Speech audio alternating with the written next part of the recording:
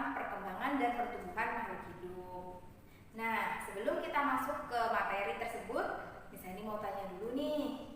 Kira-kira teman-teman semua pernah bayi nggak? Pernah. Terus setelah bayi pernah belajar merangkak? Oke, kira-kira kenapa ya kok kita dulu pernah bayi, pernah belajar melangkah, pernah belajar berjalan, kemudian masuk TK, SD, SMP, hingga SMA. Kira-kira kenapa ya? Nah, semua itu akan terjawab di materi kita kali ini, yaitu tentang perkembangan dan pertumbuhan.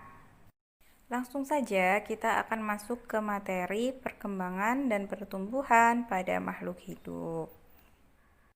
Apa ya yang dimaksud dengan pertumbuhan? Dan pertumbuhan itu yang bagaimana? Nah, pertumbuhan merupakan bertambahnya apa yang bertambah? Jumlah sel. Bagaimana yang disebut dengan bertambahnya jumlah sel? Yaitu sel yang tadinya hanya satu membelah menjadi dua, menjadi empat, dan seterusnya. Kemudian, apalagi yang bertambah selain jumlah sel? Massa sel. Jadi, beratnya sel itu semakin bertambah. Dan juga terjadi pertambahan volume sel. Ternyata, pertumbuhan itu bersifat irreversibel. Apakah yang dimaksud dengan irreversibel itu? Irreversibel artinya tidak dapat kembali. Bagaimana yang dimaksud dengan tidak dapat kembali? Misal, ada anak tingginya 180 cm. Tidak mungkin dia akan menyusut menjadi 150 cm. Atau ada tumbuhan tingginya 2 meter. Tidak mungkin dia akan menyusut menjadi 1 meter. Kenapa? Karena pertumbuhan bersifat irreversibel.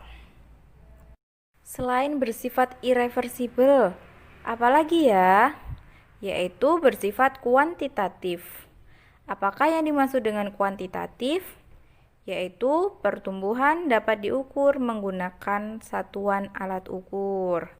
Contohnya yang seperti apa? Contohnya, tinggi tanaman dapat diukur dengan satuan meter atau sentimeter.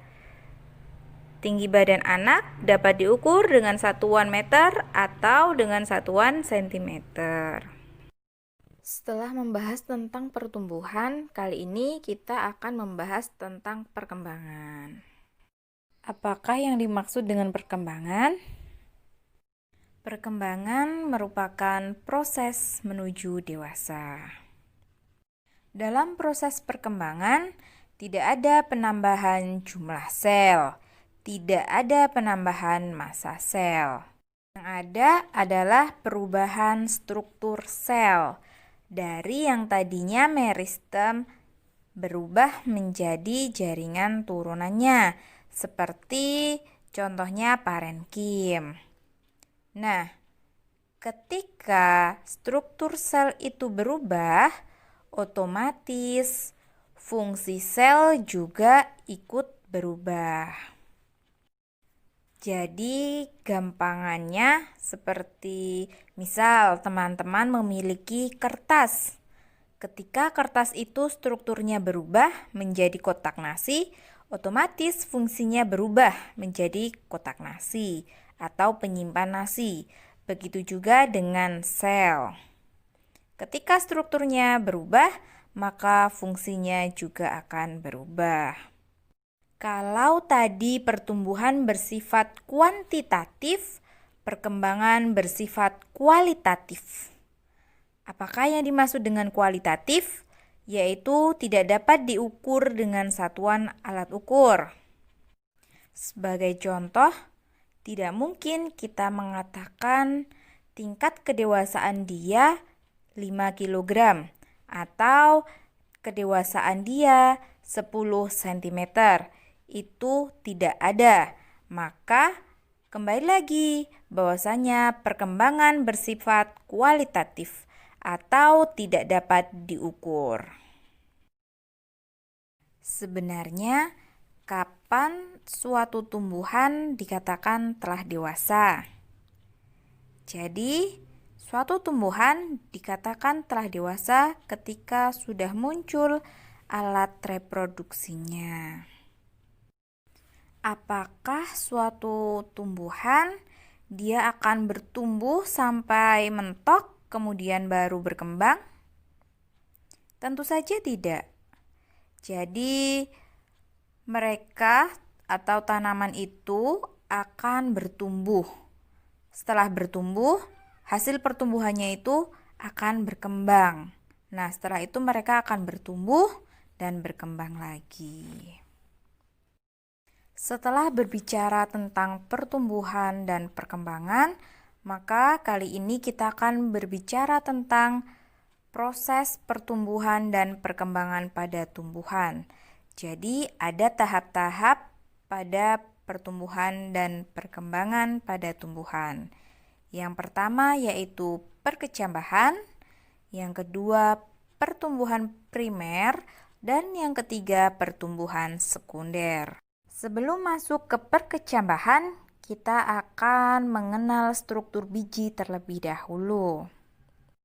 Seperti yang teman-teman ketahui bahwasanya biji ada dua jenis, yaitu biji dikotil dan monokotil. Kotiledon. Kotiledon merupakan daun lembaga, atau di beberapa tanaman, kotiledon juga berfungsi untuk menyimpan cadangan makanan. Radikula. Radikula merupakan bakal akar. Plumula. Plumula merupakan bakal daun. Poros embrio merupakan calon tumbuhan baru yang menempel di kotiledon. Kulit biji merupakan bagian terluar biji yang melindungi bagian dalam. Endosperm atau biasa dikenal dengan endosperma merupakan bagian dari biji yang berfungsi untuk menyimpan cadangan makanan. Perkecambahan. Tahap perkecambahan yang pertama yaitu dormansi biji. Dormansi biji yaitu kondisi ketika biji tidak melakukan apa-apa, atau dalam artian ketika biji disimpan dalam kondisi kering. Sebagai contoh, biji kacang hijau ketika disimpan di lemari, atau ketika padi disimpan di gudang, maka disebut sebagai dormansi biji. Setelah dormansi biji, ketika biji terkena air, maka terjadi proses yang namanya imbibisi. Jadi dapat diartikan bahwasanya imbibisi itu merupakan proses biji menyerap air, atau bisa juga dikatakan ketika air sudah masuk ke dalam biji, yaitu proses imbibisi. Setelah proses imbibisi, maka biji akan menghasilkan hormon giberelin. Apakah itu hormon giberelin? Yaitu hormon yang memacu perkecambahan dan juga hormon yang memacu berhentinya dormansi biji.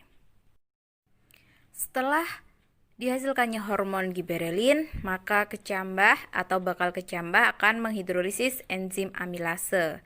Enzim amilase ini berfungsi untuk menghidrolisis cadangan makanan atau memecah cadangan makanan yang ada di dalam endosperm. Nah, setelah cadangan makanan itu terpecah, maka akan dihasilkan energi. Ketika energi itu sudah ada, maka biji berkecambah. Setelah memahami proses perkecambahan, sekarang kita akan mengenal tipe perkecambahan berdasarkan letak kotiledon. Yang pertama yaitu ada tipe epigel. Tipe epigel, letak kotiledonnya yaitu terangkat ke permukaan tanah.